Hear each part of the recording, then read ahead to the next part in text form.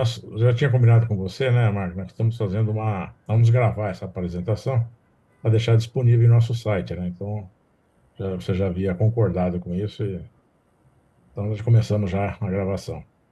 O Marco vai se auto-apresentar, que eu acho que é melhor ele falar dele do que eu mesmo.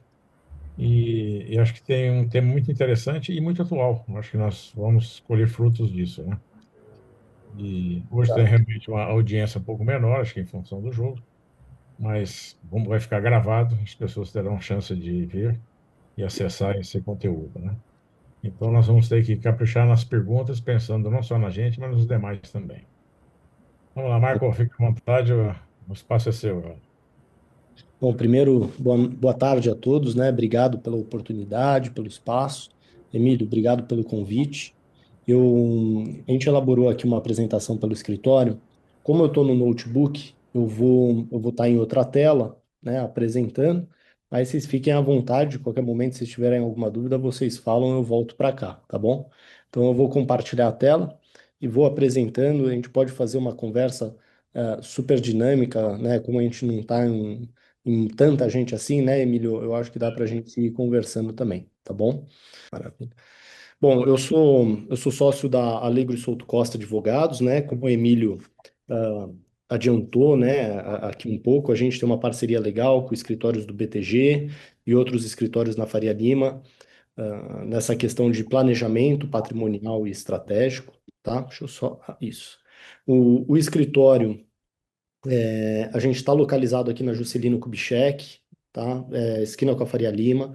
A escolha é uma escolha estratégica, né, em decorrência do maior público que a gente acaba atendendo, está ligado ao mercado financeiro de alguma forma, e também por ser ali um caminho de acesso que eu acho que simplifica a todos que estão chegando de São Paulo ou são de São Paulo, conseguirem nos visitar ali no Itaim Bibi.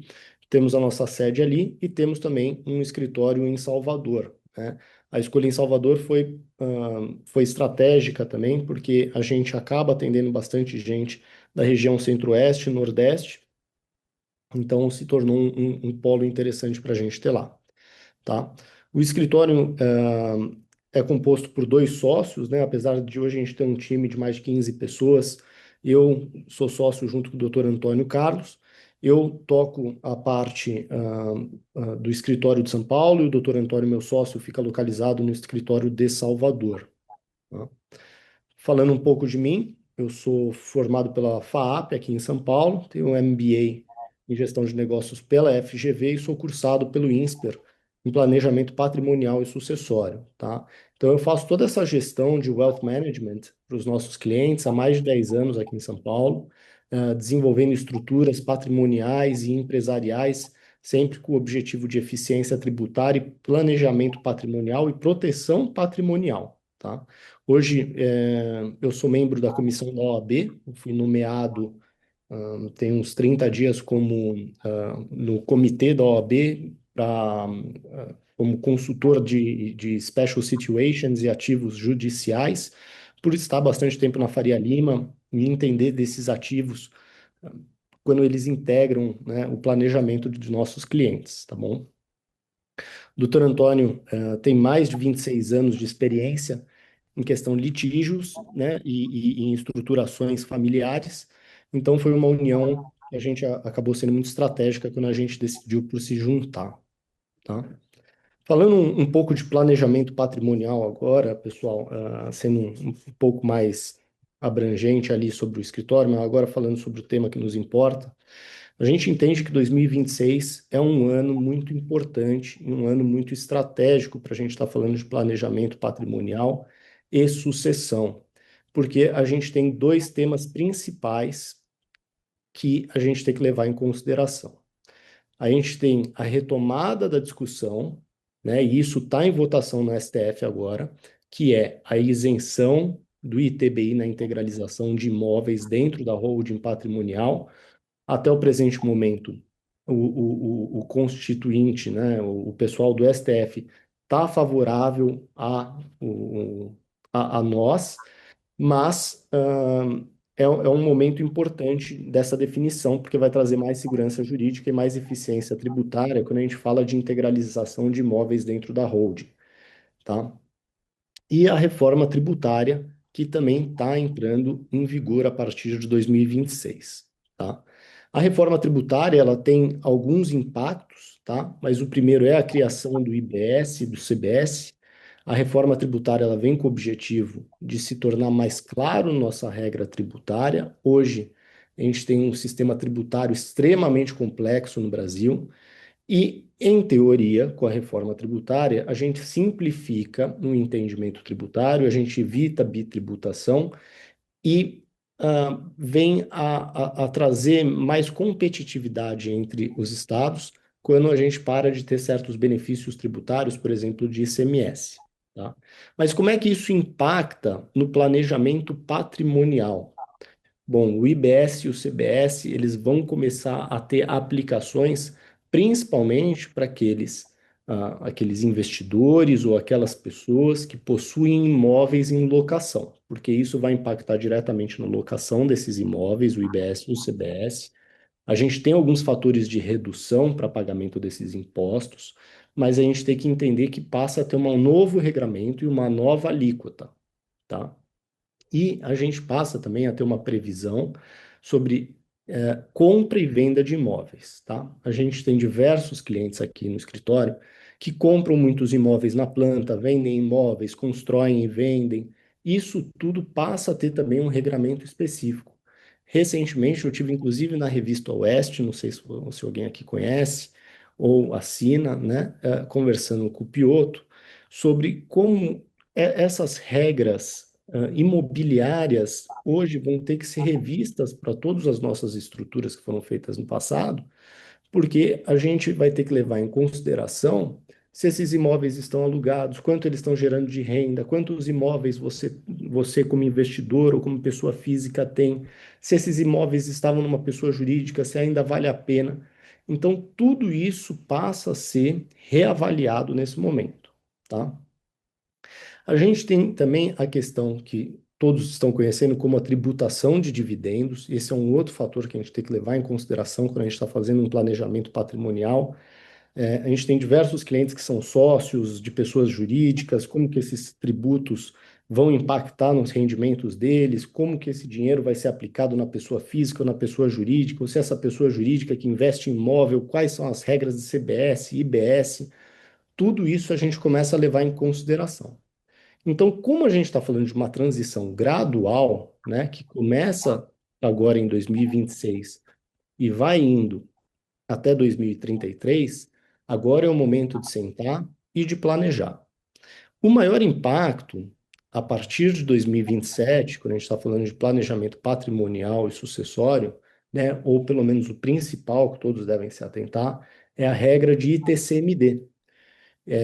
Hoje em São Paulo, como eu estou localizado aqui, eu vou usar ele de exemplo, a gente tem uma alíquota de 4% de ITCMD sobre a doação ou na sucessão.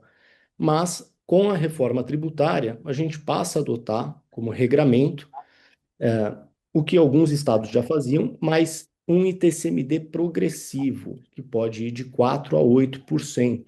Então, isso vai onerar a sucessão e o planejamento sucessório a partir de 2027, tá? E por isso que a gente vem organizando tanta sucessão em 2026. A E gente tem não é diversos... só, desculpa, Marco, mas não é só também o percentual do ITCMD, mas é o próprio valor base desse imóvel doado, né? Sim, sim, Ele passa Emílio. também a ter outro critério, né? Ele passa a ter um valor de mercado, né?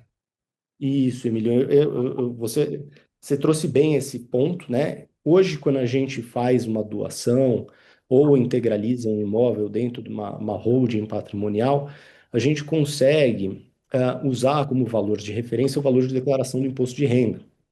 E a discussão, né, é que passa a ser utilizado o valor de mercado. Então, perfeito, Emílio. A gente está falando de pagar mais imposto sobre um valor maior num segundo momento, né? Então, Pode ser mais oneroso o valor, a base, do que o próprio percentual, né? exato, exato. Então, 2026 é muito importante. Quando a gente está falando de planejamento patrimonial, a gente coloca ele como um ano assim limite para muita coisa, tá? Porque 2027 se torna muito mais caro fazer doação, fazer estruturação de patrimônio, Sem contar que as novas regras de locação, de investimento em compra e venda de imóveis já vão estar vigorando, né? Então, 2026 é realmente um ano de planejamento limite que a gente está falando para os nossos clientes. A gente tem feito muita estrutura, e a gente está entrando em abril e a gente está tendo muita procura por causa disso, tá? Então, aqui eu elenquei alguns dos principais riscos e tendências, né, que a gente acabou discutindo ali, que é o aumento de TCMD, a alteração de certos benefícios fiscais. A gente tem hoje algumas regras de alíquotas progressivas, algumas regras de isenção. Então, há bastante alteração acontecendo com a reforma tributária.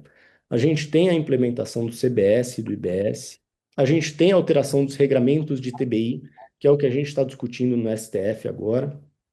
A gente pode ter algumas alterações de custos documentais. Então, de novo, o que que a gente está usando como valor de referência para pagamento de imposto?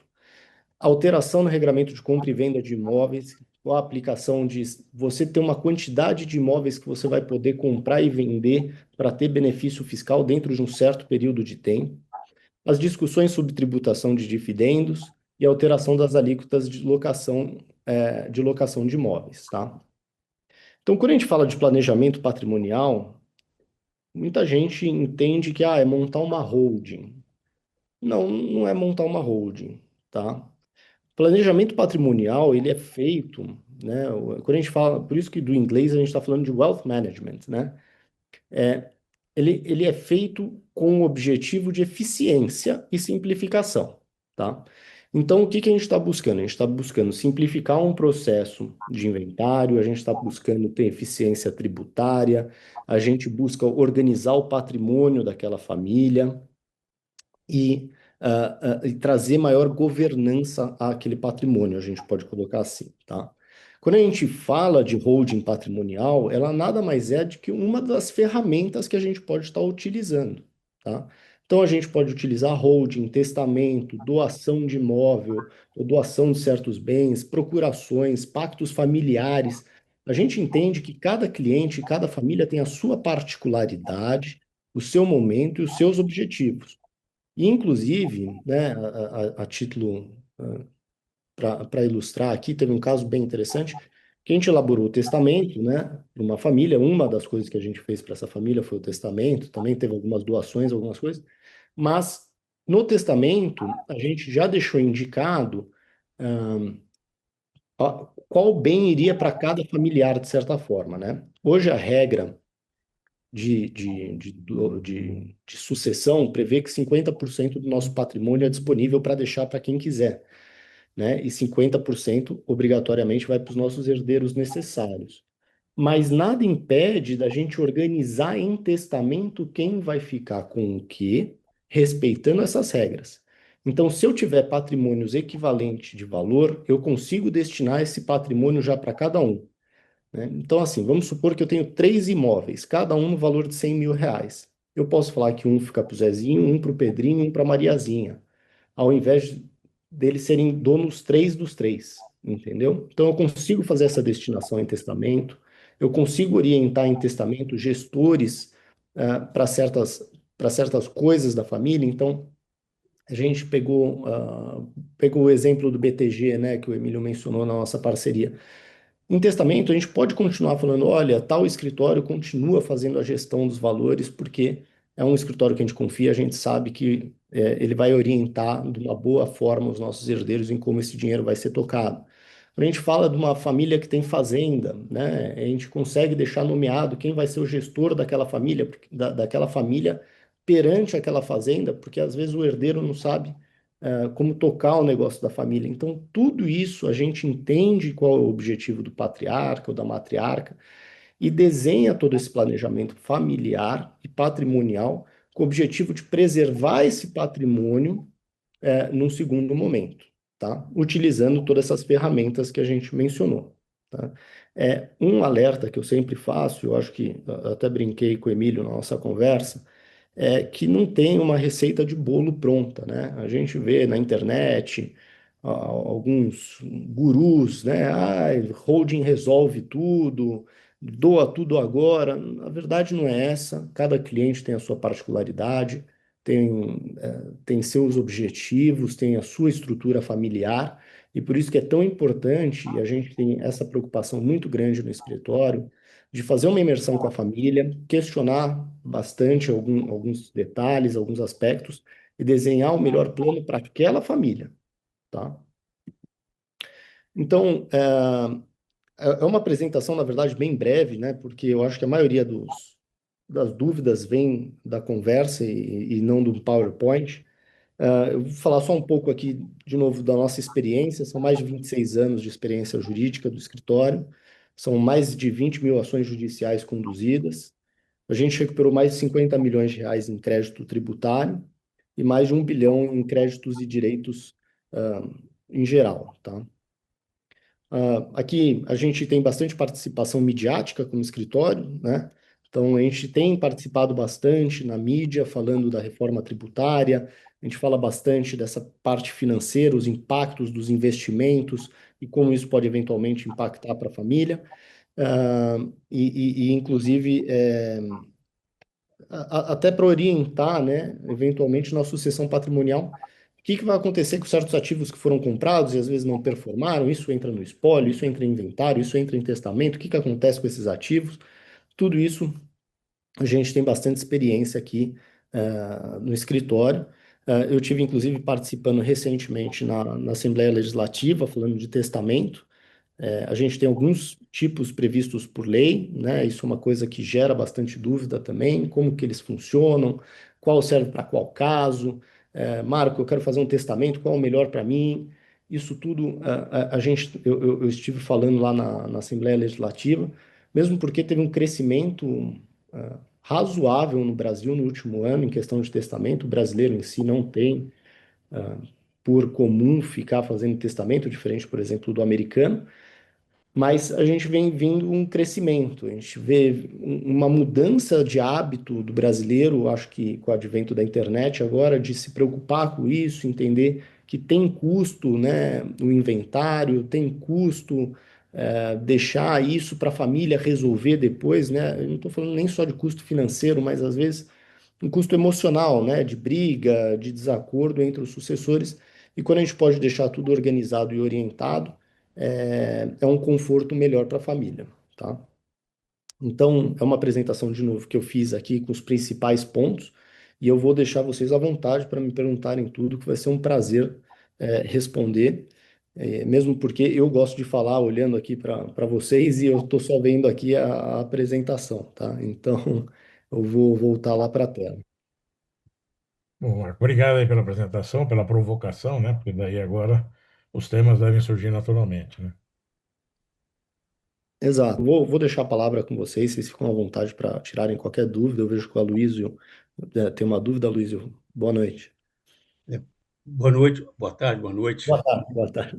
Obrigado pela sua apresentação. Eu tenho basicamente três perguntas, tá? Pode ser que a gente possa fazer outras lá para a gente. Primeiro, você falou do ITBI.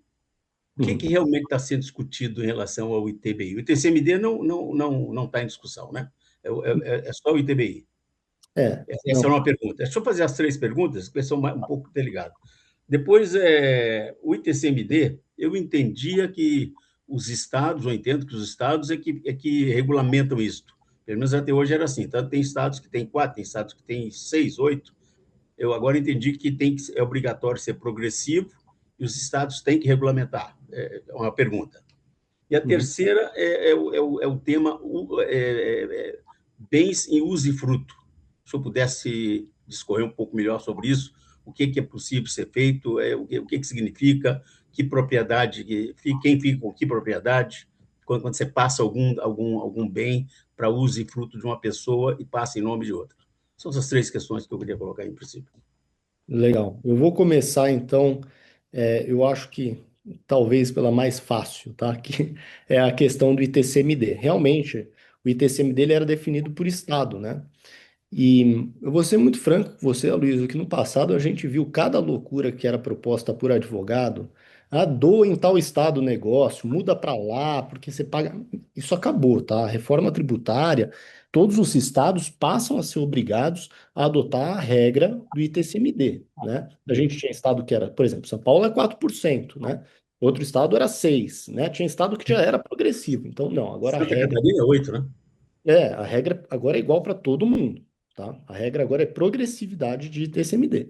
Mas, Marco, eu vou doar meu apartamento em 2026. Você paga 4% ainda, entendeu? Então, assim, é por isso que 2026 é tão importante, entendeu, Luiz?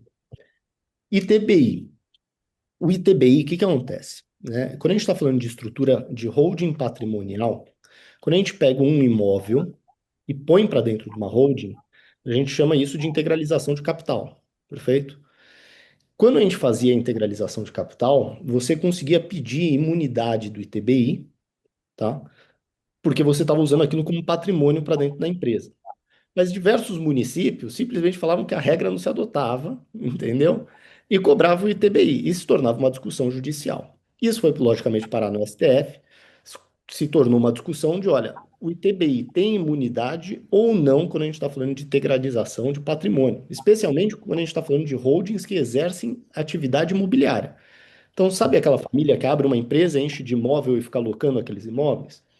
Tinha discussão, tem que pagar ITBI ou não tem que pagar ITBI? Tinha município que falava que sim, tinha município que não. A gente pedia isenção na secretaria, né, para o imóvel. Enfim, virou discussão, está no STF, isso está sendo julgado. Inclusive, hoje teve plenário sobre isso. Eu não tive a oportunidade na correria do dia de ver se teve alguma alteração significativa, mas hoje está favorável ao contribuinte de que vá se ter, sim, a isenção do ITBI, né, nesses casos, tá? Lógico, respeitado algumas regras, de como isso deve ser feito, né, sobre o capital social. Ou seja, quem tem uma holding familiar de administração de imóveis e quer passar, por exemplo, o seu apartamento onde você mora, que está em seu nome, para essa holding, hoje ele paga ITBI. E o que está se discutindo, então, é a isenção desse ITBI por integralização do capital dessa holding, é isso? Então, é exatamente isso. Hoje, a discussão é essa, se paga ou não se paga, entendeu? Tem município que fala que tem que pagar e tem município que fala que não. Em E o São S... Paulo tem que pagar. Quer dizer, eu nunca Exato. passei o apartamento que eu moro para essa holding que eu tenho com meus filhos, porque eu tenho que pagar ITBI. Então, é uma discussão. Então, por que que eu vou pagar e tem gente que não vai pagar? Porque a atividade, se você tivesse a atividade 50% preponderantemente, 50% imobiliária, então eu gero locação, tudo isso, tem que se pagar o ITBI, entendeu? E essa discussão começou e foi parar no STF, e essa é a discussão que está tendo. Vai pagar ou não vai? Atualmente, a discussão está favorável a nós, tá? Mas atualmente está favorável. Tá bom. Usufruto, né? Eu acho que a sua terceira pergunta foi referente ao usufruto. Se você puder O falar de novo. ITCMD, se ele tem que ser realmente regulamentado pelo Estado, acho que o senhor já respondeu. O ITCMD, ele se torna regra geral para todo mundo, tá? Progressivo em todos os estados. Usufruto, você pode fazer a doação com reserva de usufruto, né? A gente fez recentemente, eu acho que uma que saiu a matrícula, inclusive semana passada, essa doação que eu fiz. Aí você tem algumas regras que você pode adotar, de novo, na doação, né? Você doa com reserva de usufruto, recolhe o imposto, se tiver algum imposto para recolher, em TCMD, e daí no usufruto você pode prever se ele é por um prazo determinado, se ele é vitalício ou não, e se, por exemplo, a pessoa que você doou o imóvel vier a falecer, se a propriedade volta para quem doou, ou se ela vai para o sucessor e se mantém o usufruto, né? Então são várias regras que, de novo, a gente entende com a família. Vai doar? Vai. Vai ter cláusula de reversibilidade caso aconteça algo com essa pessoa que recebeu a doação, né? Vai voltar para quem doou? Volta. Não, não volta. A gente já pegou os dois casos, tá? Não tem certo, não tem errado. Tem família que quer que volte, tem família que quer que não volte. Então a gente vai adaptando, né? Mas sim, a gente faz muita doação com reserva de usufruto, tá? É bem comum mesmo, para aproveitar o ITCMD agora, né, Aloysio? Por isso que as pessoas fizeram essas doações. A gente fez uma doação que o apartamento dele estava declarado no IR ainda por R$ 300 mil. Então, ele pagou 4% e já ficou lá com o sobrinho dele, entendeu? Quer dizer, ainda se pode pagar pelo valor que está declarado no imposto, na declaração, e não pelo valor de mercado. Em É, 2006, olha, é. 2026, Em São Paulo, pelo menos, a gente tem conseguido, tá? Recolhe sobre o valor que está declarado ali. Uhum. Tá bom, Porque de novo, a Fazenda quer que seja sobre o valor de mercado, né? É certo. A única certeza que a gente tem, Luiz, é que eles querem arrecadar mais. Isso você pode ter certeza. Ninguém vai pagar menos imposto, tá? Todo mundo só vai Claro. pagar cada vez mais. Então, essa é a certeza que eu tenho. Eu espero ter respondido suas três perguntas. Não fica à Não, vontade. respondeu. Obrigado. E acho que no usufruto acho que tem outros temas aí associados também de empenhorabilidade, tem comunicabilidade, né? Quer dizer, no caso de falecimento, se fica para nora, se não fica para nora, ou para o É, genro. geralmente, quando a gente faz, Emílio, doação, de novo, vai de cada família, tá? Mas geralmente a gente põe cláusula que esses imóveis eles são impenhoráveis, tá? Muito porque a gente também mexe com muito empresário. Então a gente põe que eles são impenhoráveis esses imóveis. A gente põe que eles são incomunicáveis, né? Que nem você falou, a nora, tal. Separação, né, um divórcio, né? E, inclusive, a gente já teve casos falando que esses imóveis são inalienáveis, tá? Então ele não pode alienar esse imóvel. Assim, enquanto ele for proprietário disso aí, ele não pode alienar. Então, a gente tem famílias que doam um imóvel para o herdeiro com cláusula de inaliabilidade, para ele ter um imóvel ali resguardado para ele, que ele nunca vai poder fazer nada com aquele imóvel, entendeu? Ele vai ter onde morar pro resto da vida dele. Então, é realmente interessante que você trouxe esses pontos. Eu acho que o Carlos Goulart tem algumas dúvidas também. Boa noite, Marco. O Boa Marco, noite. eu fui surpreendido por um amigo, né? A gente tá sempre falando da sucessão, né? Patrimonial, e ele me deu uma sugestão que eu acho que é muito arriscada, mas eu nunca vi em nenhuma palestra alguém falar sobre isso. A gente fala em doação, fala em venda e tudo tem que pagar lá os seus devidos impostos, né? E ele falou que o advogado dele sugeriu que ele faça ele vende o apartamento para o filho, né? Aí o filho coloca que tem uma dívida com o pai coloca que tem um crédito com o filho, e depois de 5 anos isso caduca. Eu falei assim, você fez isso? Ele falou, fiz. Eu falei, os riscos, né? Eu acho que tem risco. A Receita Federal é muito eficiente aqui no Brasil, né? Então eu queria a sua opinião sobre isso aí. Não, legal, Carlos. É excelente. É interessante, né, a criatividade das pessoas. É, aqui no escritório a gente tem uma regra, tá? A gente nunca orienta a fazer estruturas ou procedimentos que fujam do que é o correto no nosso entendimento, tá? Para não ter risco do que é configurado uma simulação fiscal ou uma fraude, tá? Eu, inclusive, segunda-feira fui almoçar com alguns colegas que foram da Receita Federal, ou fazem coisa com a Receita Federal, e a Receita, ela tá vendo tudo, tá? Ela tá vendo tudo que a gente está fazendo. Então, pode ser que esses procedimentos que o seu amigo fez uns anos atrás ainda se passavam, davam certo, né? A gente orienta clientes que, olha, se você quer ir por esse caminho, né, é uma decisão sua. Mas saiba que há o risco, sim, de simulação fiscal e do fisco te pegar, tá? E questionar tudo, você pagar multa. Às vezes, eu falei isso para um cliente nosso que estava com algumas dúvidas nesse sentido. Falei, cara, às vezes é melhor pagar um pouco de imposto e resolver do que começar com essas estruturas e correr um risco que talvez não faça sentido, tá? A gente tem clientes, tá, Carlos, que você tem um teto de doação que você pode fazer todo ano, né? Para quem você quiser, tá? Você pode doar, seria algo em torno de 93 90 mil, né? mil, né? Você pode 90 mil doar. reais.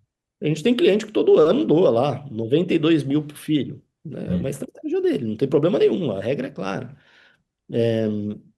Então, assim, eu sugiro que não vá por um caminho de simulação fiscal, eu acho que pode dar um problema, exceto isso realmente exista. A gente teve cliente já, né, que inclusive isso foi uma discussão de inventário depois, que o pai emprestou para o filho todo ano, e aquilo ele entrava no IR dele, aquele dinheiro, entendeu? E ficou como uma dívida. Lembrando que num falecimento, se você tem uma dívida com alguma pessoa, essa dívida também entra para inventário, tá? Então, tudo isso tem que ser levado em consideração, e por isso que, de novo, não é uma receita pronta de bolo, que todo mundo é igual. É, o by the book, né? A regra, ela tá lá e às vezes é mais fácil a gente seguir a regra, a estratégia correta, do que às vezes a gente criar estruturas que podem ser problemáticas no futuro. Eu estou vendo aqui uma fonte da FEComércio aqui, que diz que em 25 e 26 a nova legislação paulista estabelece alíquotas. Isenção até 96 mil, que é essa faixa que é Hoje comum, né? é 6. Isenção. 2% para valores até 353.600, 4% para 353.600, até 3 milhões, e até 8% projetos de lei prevêem faixas superiores para valores elevados, não fala nada. Então, aqui tem até essa isenção, 2 e 4 para pequenos valores, e 4 é o que vale até agora. Só que eu não sei não, se isso aqui está valendo, não está valendo, é uma função daqui do Google da FEComércio. Então, Os talvez estados. Emílio, o que eu li sobre isso, eu acho que o doutor Marco ele colocou de forma clara. O que eu li sobre isso é que vai ter a partir de 27, está em né? discussão, está em discussão. Tá? O mínimo é 2, o máximo é 8, vai ser escalonado por valor. A dúvida do Messias é se essa progressividade será igual em todos os estados ou não. Essa é a dúvida dele. Entende? Quer dizer, a base é 2, o teto é 8, entendeu? E pula de 2 em 2, pula de 1 em 1%. Quais são os valores? Acho que essa que é a dúvida dele, entende? Eu entendi aí do Marco que isso ainda está em discussão, não está Não, definido, é isso? se for isso, tá? Cada estado também vai ter que ter ali sua regulamentação de como vai ser esses valores, tá? São projetos aí de lei que todo mundo está desenhando. O que a gente tem é uma regra geral agora de progressão. Todo Para mundo o vai ter que. máximo de 8, né? Progressão para o máximo de 8, né? É isso. O Senado limitou a 8, mas se a gente está falando de projeto de lei, tem projeto de lei que quer aumentar para 16, tá? Que acha que 8 é pouco. Então, aí todo mundo já paga pouco imposto em tudo, né? Eles querem que aumente para 16, tá? Então, assim, projeto de lei no Brasil é o que mais tem, né? Eu acho que todo dia tem um projeto de lei diferente. O que a gente tem que considerar, e de novo, quando a gente fala não só de planejamento tributário, mas como estratégia jurídica em geral, a gente considera o hoje, lógico que a gente olha para o futuro, mas são estratégias e às vezes estruturas que elas têm que ser revisitadas de tempos em tempos, porque o Brasil ele tem essa particularidade, não só questão política, né, mas a gente vê que juridicamente as coisas mudam tudo com uma certa frequência, né, pelo nosso STF, ou pelo nosso STJ, alguns entendimentos mudam com frequência, então são às vezes estruturas que precisam ser revisitadas dependendo da forma que elas são feitas. Então, por isso que, de novo, né, que nem eu falei no começo da nossa conversa, a gente entende que 2026 é um ano tão importante e um ano tão estratégico para a gente fazer. Por quê? Hoje a gente sabe quais alíquotas de impostos a gente paga, a gente sabe qual é a base de cálculo que a gente usa e a gente sabe como fazer a coisa juridicamente segura. A partir da reforma tributária, a aplicação da nova regra de TCMD, novas regras de CBS, IBS, tudo juridicamente vai mudar e tudo vai abrir uma certa margem para discussão futura em procedimentos judiciais. E tudo, de novo, vai se tornar mais caro de se fazer, né? A gente tem novas bases de cálculo, novas alíquotas, então todas essas estruturas a partir de 2027, a gente entende que, de novo, é mais caro fazer a partir de lá, entendeu? Marco, a minha pergunta ainda ligada ao ITCMD é que a gente pode fazer essa doação até 90 e poucos mil, e tá, o CPF para CPF, quer dizer, um CPF pode doar no máximo esse valor. Eu li em algum lugar que na nova legislação isso será cumulativo, que às vezes vão começar, se você fizer isso todo ano, eles vão começar a dizer, opa, estou de olho em você. Eu não sei se eu li certo, se eu não quero acreditar nisso. Você tem algo para falar sobre isso? Não?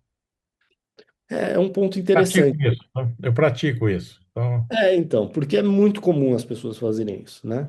E a gente vê muita gente fazer. Não tem nada de errado em fazer isso. Eu posso doar. você pode fazer previdência para deixar um dinheiro para o seu filho para ele poder pagar as taxas de receber os imóveis, etc. É, E a outra forma é você transferir alguma coisa todo ano e falar, vai guardando aí. E a hora que você acumular esse dinheiro, você consegue pagar os impostos de uma sucessão. legal que você falou isso, Emílio. A pergunta do Emílio é se isso está previsto alguma mudança nessa. Nessa política, porque é a faixa isenta, né? Se Hoje o você, limite são 2.500 do FESPES, né, que é a unidade da isso, federação. né? Isso dá Da, 90 e poucos mil reais. A de pergunta qualquer dele é: isso vai continuar assim ou vão fazer cumulativo? Tem algum estudo nesse sentido? Então, eles querem, né? De novo, é muito comum isso, as pessoas fazerem isso, e tem cara que faz todo ano exatamente o mesmo valor no teto, sabe? Uhum. A Receita está vendo todo mundo fazer isso, né? Então, logicamente, eles querem colocar um teto, um limite e fazer isso cumulativo, porque se eu doar todo ano o mesmo valor para a mesma pessoa durante muito tempo, eu estou Podia escapando. ser de um apartamento inteiro de graça. É. Exato, entendeu? Uhum. Então, Aí, você vai aí ter você, um pouco, aí você mas não você... precisa fazer um empréstimo para vender seu apartamento, ele já compra à vista, É, né? Foi você que doou, né? de novo, isso é interessante que você trouxe isso, Emílio, porque assim, a gente tem pessoas que fazem essa doação todo ano, é, e fazem há muito tempo, tá? E não tem nada de errado, né? A lei prevê Não, isso está aí. dentro da regra. Eu até É, pensei, eu faço um ano no meu CPF, o outro no CPF da esposa. Pronto, já a vai gente, mudando. a gente tem, de novo, quando a gente fala de planejamento patrimonial, a gente usa diversas ferramentas, né, em nosso favor. Então, tem sim essa questão da doação do teto. A gente fala de investimentos, e por isso que vem a nossa proximidade com o pessoal do BTG, que é importante você ter uma assessoria de investimento para usar como cálculo, né? A gente desenha isso muito com o assessor de investimento ou gerente do banco da pessoa. Quais são investimentos que fogem da regra de ITCMD, né? Então, que não vai pagar imposto ou que já fica liberado para a pessoa, né? A gente tem a questão do seguro de vida. Então, tudo isso a gente leva em consideração para o quê? Para o herdeiro conseguir fazer ali o inventário de forma fácil, né? O testamento simplifica, esses investimentos simplificam, o seguro de vida simplifica. Tudo isso vai contribuindo para uma sucessão ser mais fácil, né? Coisas que já foram doadas em vida. Por isso que, de novo, tudo depende do cenário da família. E teve uma questão que antigamente, né, o inventário você tinha que recolher os impostos, né? Agora também se teve uma flexibilidade, a gente já consegue, às vezes, autorização para vender um bem. Então, deu uma simplificada em algumas coisas quando a gente fala de inventário. Mas é importante no planejamento, Emílio, você trouxe um tema muito importante, tá? E O fica, termo que é usado é uma regra de agregação, né? né? Então, É se eu dou importante. um apartamento de 300, aí no ano que vem eu dou de 300, fala, opa, pera, você já deu, já doou agora 600. Eu puxo os 300 do ano passado para pegar a alíquota ou cada ano é um ano? Então, assim, só para finalizar o racional ali, fica a dica, tá? Para todos verem essa questão de investimentos bancários, como que vocês estão até, inclusive, sobre essas regras do que aplica ITCMD, do que não aplica ITCMD, tá? O teto de doação, com a reforma tributária, a gente tem essa questão que hoje são R$ 93.000, tá? Querem que tenha também uma correção desse valor, né? Que a gente chegue ali mais ou menos ao que você falou, tá, Emílio? Que vai ser uns R$ 96.000, tá? A questão dele ser complementar, né? Então, todo ano isso complementando, eu acho que é natural que se busque que isso aconteça, para, de novo, evitar que o cara em 10 anos doe um apartamento sem pagar nenhum imposto, tá? O fisco está vendo isso acontecer, tá? Então, de A novo, a correção gente... já existe hoje, porque em São Paulo são 2.500 UFESPs e ela é corrigida todo ano. É, É, então ela vai chegar ali nos seus R$ 96.000, né? é. Tá? Então, ela vai corrigindo, né? Ninguém doa exato valor, né? Eu até joguei aqui, eu estava falando de Pois é. 85, 96.050. depois passa para 90, Ninguém doa o exato valor, né? Todo mundo sempre doa um pouco menos, um pouco arredondado. A gente já viu estruturas de filhos que recebem a doação do pai, integralizam na empresa, e o pai integralizou o imóvel. Então, assim, tem uma série de estruturas que dá para fazer, entendeu, Emílio? A gente monta uma Tempo empresa. atrás eu comprei um carro para o meu filho e foi como se fosse um empréstimo. E ele simulou também que me pagou isso no imposto de renda dele. E quando alguém falou assim para mim, não, por que você não fez como doação? O valor de um carro, na época, estava dentro desses limites. Eu faz uma doação. E aí eu falei, bom, não sabia disso. Aí eu falei, bom, aí comecei a aprender que eu posso fazer a doação e ele compra o carro que ele quer, troca quando ele quiser. Quer dizer, não depende de eu ficar ajudando ele a fazer uma aquisição, etc. Né?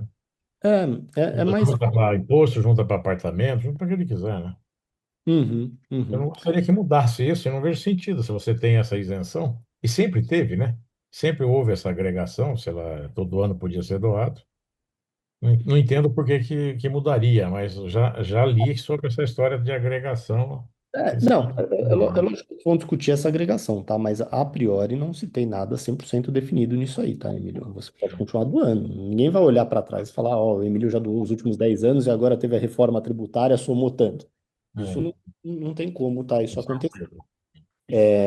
Mas lógico que, assim, o governo ele quer cada vez mais arrecadar, tá? A gente tem uma conta altíssima aí para pagar e ele quer arrecadar, ele vai buscar formatos, né? A gente teve um caso agora de uma estrutura que também um cliente achou que seria ótimo, que ele alugava os apartamentos dele, não declarava nada, só que o cara que alugou declarou, né? Então a Receita Federal foi perguntar para ele o que estava acontecendo, com todo aquele dinheiro que ele estava recebendo e nunca tinha declarado, entendeu? Então, são assim, são coisas que a gente tem que tomar cuidado, certas definições que a gente toma, né? Porque algumas coisas no passado, né, sei lá, em 2010, a forma que a gente via algumas coisas serem feitas são muito diferentes de hoje em 2026, né? A gente via cliente doar carro, põe o carro no nome de não sei quem, não dá nada, depois vende o carro e perdoa, sabe de onde surgiu aquele dinheiro na tua conta? Ainda tem ali uma certa flexibilidade, a Receita está de olho, logicamente que ela não consegue ver todo mundo, mas o sistema está muito inteligente para começar a ver certas discrepâncias, tá? Coisa que começa a fugir muito do comum, ele vai pegar. Esse cliente foi pego porque ele não declarou o valor que ele recebia, acho que era 20 mil reais por mês, ele não declarou, ele simplesmente achou que não ia declarar e foi pego, entendeu? Carlos, pode perguntar, fica à vontade. Só uma pergunta simples. Recentemente, acho que foi um ano, teve uma discussão sobre taxação de VGBL e PGBL. Eu queria que, Marco, você confirmasse o seguinte: Uhum. você coloca o dinheiro no banco e coloca no VGBL ou PGBL, eu não sei se as duas regras, se as regras são iguais para os dois. Uhum. Segundo a informação que eu tenho, no momento que você parte, né, esse valor que está lá vai automaticamente para os beneficiários citados, sem ITCMD, e eu não sei se tem que ir em inventário. Então, essa discussão do VGBL e do PGBL, né, eles têm uma regrinha ali diferente, né, se você era CLT ou se você não era, para você poder enquadrar, é, e daí é mais um produto financeiro, mas o STF já declarou que há inconstitucionalidade de você taxar o VGBL ou PGBL, tá? Então, ele é isento de TCMD, esse valor. Então, ele vai entrar ali na questão do inventário, a gente vê... ah, assim, Carlos, de novo, as estruturas que a gente já viu aparecer por aqui. O cara tem 100% do patrimônio dele em VGBL. Entendeu? Você fala, pô, também não dá, né? Mas você usar o VGBL como um instrumento estratégico, né, para o herdeiro, a gente pegou um aqui que foi um familiar meu, inclusive, ele tinha deixado certinho a base de cálculo em VGBL, entendeu? Então, quando ele faleceu, exatamente o dinheiro de imposto que ia ter que pagar, os herdeiros iam ter que pagar para ter direito era pouca coisa. Ele tinha uma loja comercial, um apartamento e um carro. Mas o dinheiro que ele deixou no banco deu certinho para pagar o ITCMD, nenhum herdeiro pôs dinheiro mão no bolso para pagar, deu certinho, tá? Então ele é um instrumento muito interessante de se usar, tá? O VGBL e o PGBL, de novo, porque ele é isento de TCMD, né? A gente já viu estruturas que mesclam VGBL, PGBL, tem conta conjunta. De novo, depende muito do cenário da família, tá? Mas são todas ferramentas interessantes de se utilizar, né? Seguro de vida, a gente já viu também, que usa daí para pagar o ITCMD, que tem eventuais despesas ali que não tem como fugir, né? Velório, ITCMD, tudo isso. E você tem uma regra, né, para abrir o inventário que tem que se atentar também, tá? A gente tem clientes que já pagaram multa por demorar mais do que o prazo, acharam que era 120 dias, mas não é 120.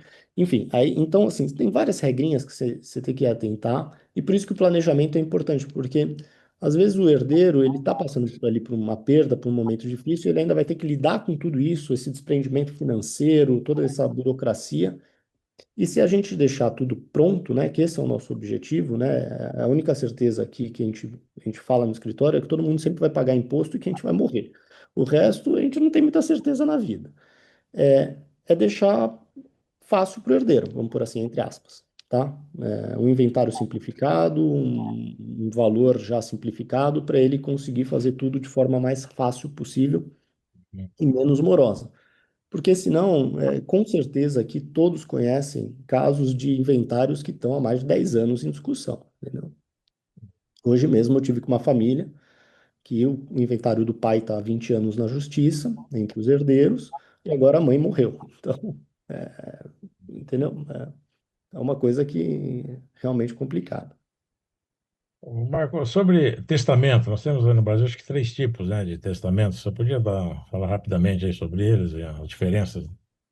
Vamos falar. Testamento é bem interessante essa sua pergunta, né, Emílio? Ainda mais que a gente teve um crescimento aí no último ano de registro de testamentos, tá? A lei prevê que a gente tem três tipos, tá? Eu vou começar pelo menos comum, que é o que chama cerrado, tá? Testamento cerrado é um que, vamos pôr assim, você faz, registra em cartório, mas ninguém sabe o que está escrito ali dentro, né? Mas está lá. O segundo, a gente pode falar que é o testamento privado ou particular, que é o que você senta com o teu advogado e fala, ó, eu quero fazer um testamento, né? E você faz isso de forma particular, ele não é registrado em cartório, né? Então, se algum dia vier a falecer, você tem ali a pessoa que guardou esse testamento e vai apresentar aos herdeiros, né? Vai falar, ó, o testamento, a vontade dele era essa. E o mais comum, né, é o testamento realmente que é registrado em cartório, né, que é o testamento público, que quando uma pessoa falece e é notificado o falecimento dela, todos os cartórios são comunicados para saber se há algum testamento registrado em algum cartório que aquela pessoa deixou, tá? Esse testamento é também o mais seguro de ser feito. Por quê? Ele é o testamento que evita qualquer discussão futura. A gente vê vários casos, né? Eu acho que vocês devem ter acompanhado na internet. É um caso antigo, se me falha a memória, ela era dona da Pernambucana, assim. Pernambucanas. Eu ia falar Riachuelo, era da Pernambucanas, né? Um seriado agora, né, sobre isso. É porque todo mundo me fala eu não vi esse seriado, mas a dona da Pernambucanas, ela tinha um testamento, né? E a discussão sobre o testamento, ela pode existir porque se você não seguir certas regras, fala que a pessoa não estava lúcida, que a pessoa, né, não sabia o que estava fazendo, que era um momento, enfim, você entra em discussão. Quando a gente está falando de um testamento registrado em cartório, a gente está mitigando qualquer discussão futura, né? Porque o cartorário ele tem fé pública ali. E outra, hoje se tornou, né, com o advento da tecnologia, também comum, Emílio, que esses testamentos, as vontades sejam gravadas, inclusive, mostrando o estado de lucidez da pessoa ali na celebração do testamento, tá? No cartório. Então, é bem interessante o testamento a ser feito. Ele é um instrumento que, via de regra, ele não tem um custo altíssimo para fazer, tá? Você vai ter um custo ali de cartório de uns 2.000 e poucos reais, fora os honorários advocatícios, mas é um instrumento bem interessante, tá? De se avaliar, tá? E a gente sempre sugere que ele seja feito de forma pública. Mas excelente pergunta, Emílio.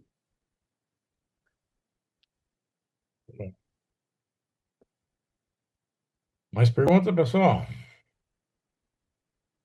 Bom, pessoal, eu também agradeço a participação, né? Foi mais ou menos aí 1 hora de bate-papo, né, Emílio? Eu vou agradecer vocês, vou deixar os meus contatos com o Emílio. Caso surja alguma dúvida, alguma orientação que alguém precise, fique à vontade para me chamar. Vai ser um prazer ajudá-los. Eu espero que tenha ficado muito claro. Obrigado, Cláudio, pelo elogio. Eu sempre tento abordar o máximo de assuntos possíveis, mas às vezes a gente não consegue lembrar de tantos. É tanto detalhe da reforma tributária, tanto detalhe de planejamento que às vezes a gente passa batido, às vezes a gente esquece. Então, por isso que a participação de vocês foi muito importante para a gente conseguir abordar o máximo de tema, né? Perguntas excelentes e fico à disposição. Se alguém tiver alguma última pergunta que eu puder ajudar, Obrigado e parabéns pela sua participação. obrigado, pessoal. Uma boa noite, prazer falar com Ah, todos. como a gente falou, Boa noite, parabéns.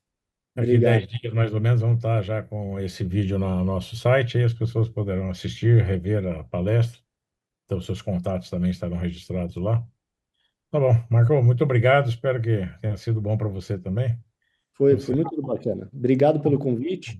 É um tema extremamente interessante, né? Eu, pessoalmente, sou suspeito a dizer, porque eu gosto dele, mas, É, mas estamos numa fase que todos estão pensando em algo semelhante para se preparar para uma sucessão, né? Então, acho que a fase é correta, a gente está orientado sobre isso, né? não, tá, Emílio, se quiser compartilhar a apresentação do escritório com todo mundo, o pessoal lê com calma, fica à vontade. E, de novo, qualquer dúvida, estamos aí para auxiliá-los, tá bom? Obrigado, irmão. Um grande Obrigado. abraço. Um Obrigado abraço a todos que para todos. participaram. Boa noite. Se puderem divulgar também, depois a gente vai ter outras pessoas terão acesso aí e vão usufruir dessas informações.